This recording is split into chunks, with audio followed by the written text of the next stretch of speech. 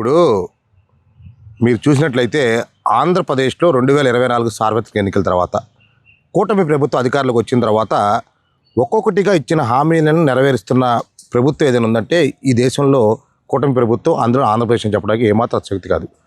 మీరు ఎన్నికలలో మెగా డిఎస్సిని ఇస్తానని హామీ ఇచ్చావు, మెగా డిఎస్సిని విడుదల చేసావు.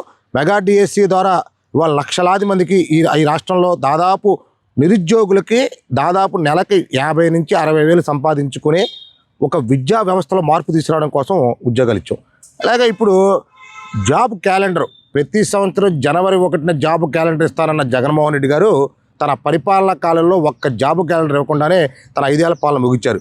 కానీ కూటమి ప్రభుత్వం ఎన్నికల ముందు నాటి చంద్రబాబు నాయుడు గారి కుమారుడుగా తెలుగుదేశం పార్టీ జాతీయ ప్రధాన కార్యదర్శిగా పాదయాత్రలో భాగంగా యువగలంలో నారా లోకేష్ గారు ఒక గొప్ప హామీని నిరుద్యోగుల పట్ల వారికి ఉన్న చిత్తశుద్ధి నిజాయితీగా ఒక హామీ ఇచ్చారు. అలాగే జనసేన పార్టీ అధినేత పవన్ కళ్యాణ్ గారు తన వారాహి యాత్రలో కూడా నిరుద్యోగులకి ఉద్యోగ భద్రత కల్పిస్తామని హామీ ఇచ్చారు. అందులో భాగంగా ఈ సంవత్సరం ఒక 10,500 ఉద్యోగాల వరకు జాబ్ కార్డు రిలీజ్ చేసాం.